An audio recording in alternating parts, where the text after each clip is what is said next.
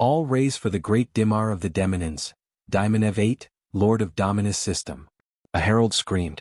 400 beings stood up and saluted their Dimar. The Senate immediately came to order, yet a faint murmur persisted, all of which was about anthropologist Dykmiar Klopos. Why did he resign? Rumor has it that he has finalized his paper on humans of Terra. Men are general relativity and women are quantum mechanics.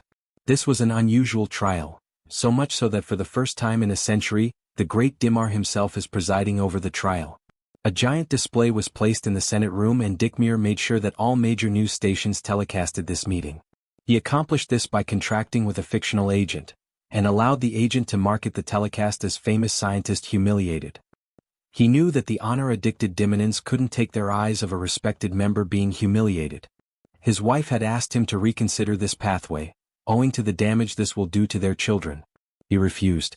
Consider what will happen to all of our children. A war with Terrans will annihilate their civilization. Whose children will be alive then? He had to convince the entire billion Demonins.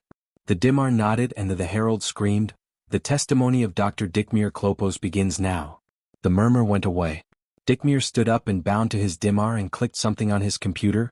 The display came alive. It hummed in a low, almost invisible zim, a common trick used by Demonine editors to pay attention.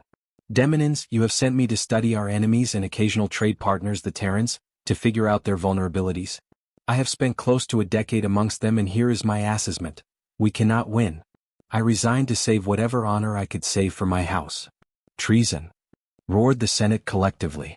400 of the most important Demonins' voices coagulated into a collective roar. Dykmiar's muscles clenched and his jaw tightened, as if he were about to be punched on his face.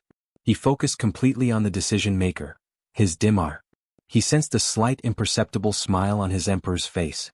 The crow didn't stop its chant. Treason! Treason! To Dykmiar's ears, all the sounds seemed to come from a single source, from inside his consciousness. It's only his eyes which disabused him of this notion. He anticipated this and chose his wording carefully. Unless, he continued, we find the grand unified theory by solving the Transplancian problem. The Senate shifted gears quickly, they're listening intently now. I know my people, he thought. The male of the Terrans is an animal of logic, hierarchy and discipline. It is intently focused on his place and rank and actively monitors it.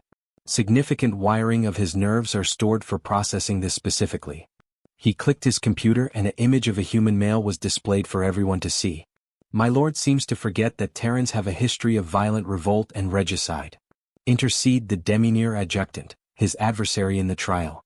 Even here we are inferior to the Terrans, Dykmiar thought. He had to try, for everyone's sake.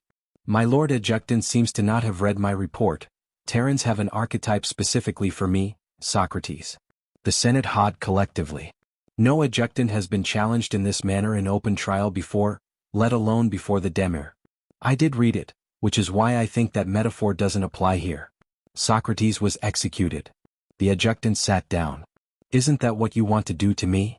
Dykmiar retorted provocatively. The adjutant didn't respond. Dykmiar turned towards the crowd. They do tend to do that. Dykmiar retreated. But those are aberrations. Unless the Dimonin armed forces count on it. The adjutant's forehead crunched up and his focus was on Dykmiar completely. The Senate was silent, almost as if they were measuring if they could beat the human in a fight. Dykmiar clicked again and an image of the female of the humans was displayed. The female of the species, on the other hand, focuses on emotional connection. It carefully measures others in each instance of conversation, their reactions, vocal tone, way of expression in real time. So they have nothing in common? Asked a voice. Adjutant eyelids spread wide as he had realized who was speaking. The Dimar. Yes, great Dimar. Responded the doctor. Really?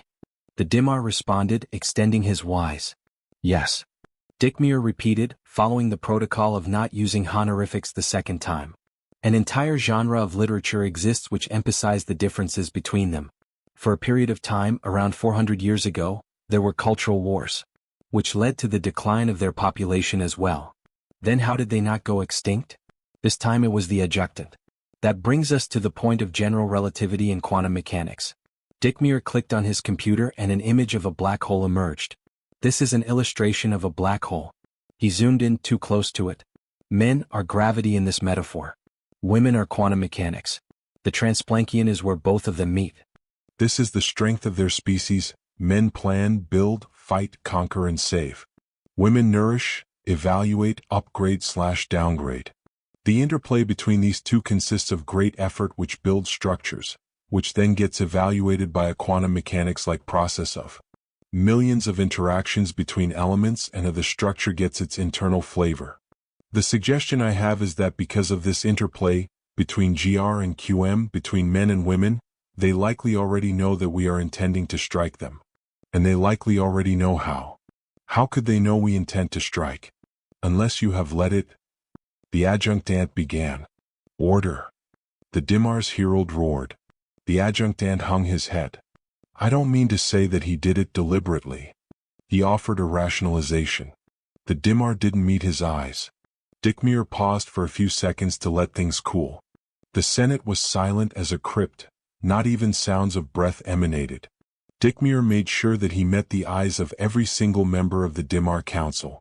Unless we figure out a way to repeat the gender wars from 4 centuries ago, to turn their greatest internal strength back into a wound, we cannot hope to defeat them. He let the words settle.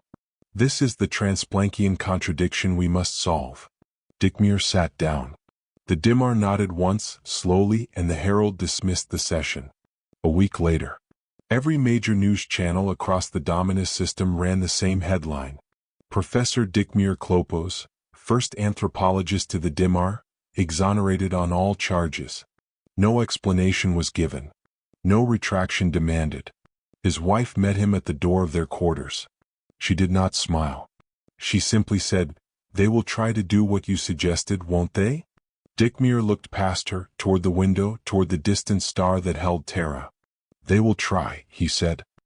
"And they will fail. Because they still don't understand which part of the human they are dealing with." He closed the blinds.